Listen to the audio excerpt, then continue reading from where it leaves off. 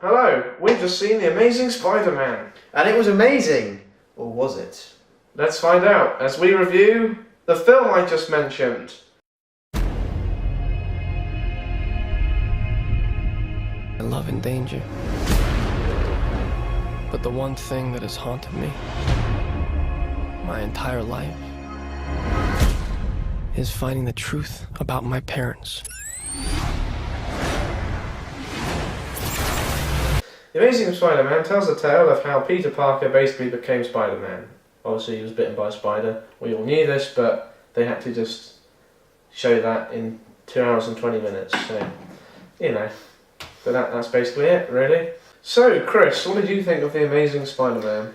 I've got to say, I think it's my favourite out of all the recent Marvel films, not including the Avengers. Right. Because it was exactly what you'd expect from a superhero film. It was fun, it was stupid, and it had a lot of stock action sequences. Yeah. But at the same time, there was also humour and heart, and there's a bit of realism in that. It was certainly a lot. It's certainly a lot grittier than the Tobey Maguire Spider-Man vehicles, which were they were really quite camp.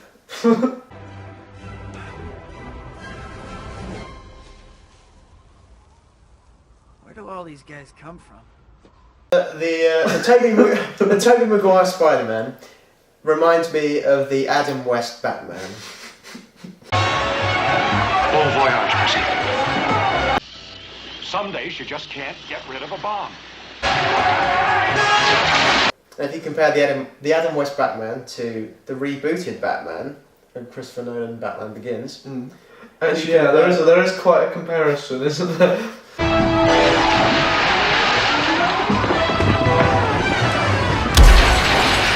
he also faces a new threat in the form of villain the Lizard. There's a rumour of a new species in New York. It can be aggressive if threatened. Who's in about 20 minutes of the film, right at the very end. Yeah. He wasn't a great villain, really. Not really. No. There are probably better villains, like, obviously with Batman, you think of like the Penguin and the Joker. What happened? Your balls drop off? But with... I never think of the Penguin when I think of Batman. Do you? No. No, I always do.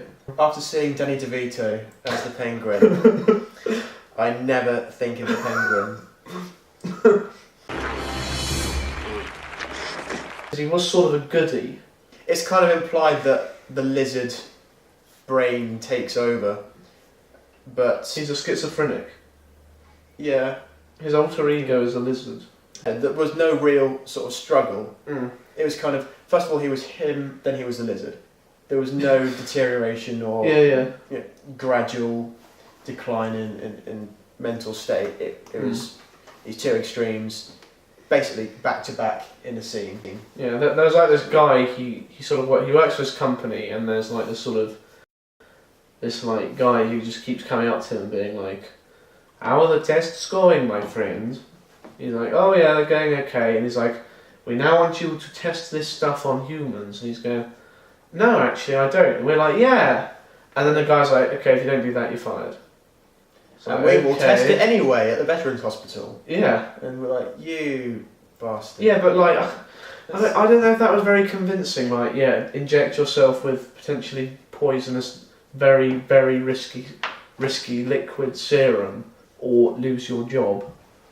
And he just goes, "Yeah, all right." That was a bit questionable, actually. That I suppose if he was obsessed with curing himself, he might try something dangerous and experimental. But I don't think that the sort of prompting from this guy who clearly has no morals, just wants to save Norman Osborn, the head of Oscorp, who's sort of apparently dying. I gotta stop him, because I created him. That's not your job. Maybe it is. So, what did we think of Andrew Garfield, who played Peter Parker, Spider-Man?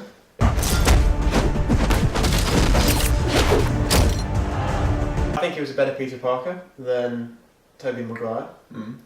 The one thing about Andrew Garfield that pisses me off is he can only speak out the back of his throat. Every line he says, I can't tell you, Gwen. I can't tell you, Gwen. Like, He sounds like Tommy Wiseau. I can't tell you, Gwen. You're tearing me apart, Gwen. You're tearing. You're tearing me apart, Lisa! So let's talk about the action sequences. 38 of New York's finest versus one guy in a unitard. The danger of action sequences is that in this modern age they're not very exciting anymore if there are too many of them. Because we've seen everything before. It does fall into that trap with the action sequences, where they sort of go on a bit too long, like the very last one where he's like going towards the building to fight the lizard. Yes. Like, I just thought it was really over the top. I have to say, I think that... I suppose that you can get around the question by saying it's because it's Peter Parker when he's a lot less experienced. The actual web swinging from building to building was a lot less exciting than in the original Spider-Man films. Because I suppose there's only so much you can do when you're just going from building to building. But in the original Spider-Man, you had some flips in there. You had some little twists on that. You had some variation. The highlights for me in this film were not actually action sequences, because the action sequences I found tended to kind of blow into one another and they were very generic and forgettable. The scenes that stood out for me was the moments of sort of awkward humour between Andrew Garfield and Emma Stone.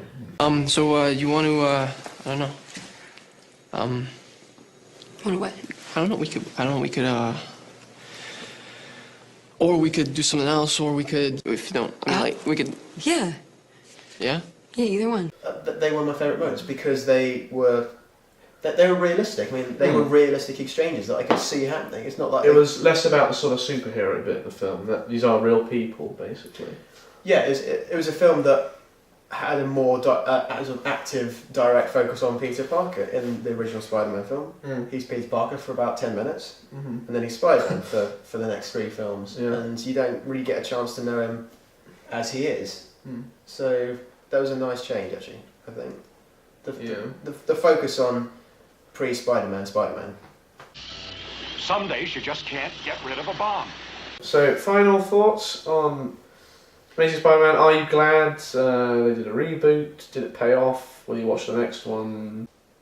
I think that I'm glad they did the reboot. Actually, I'm certainly glad I saw it. I prefer it to the original films. If you're not a superhero fan, this film won't convert you to superheroes. But if you like Spider-Man, you like the originals, then by all means go and see this film, because you'll enjoy it. You'll get a lot out of it probably, and you'll have a great time, I think. So that's the Amazing Spider-Man. If you want the truth, Peter, come and get it.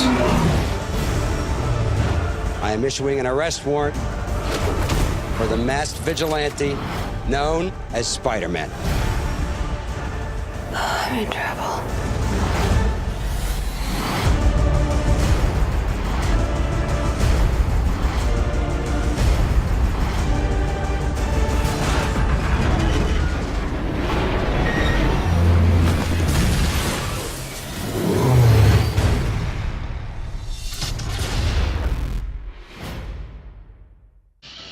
Some days you just can't get rid of a bomb.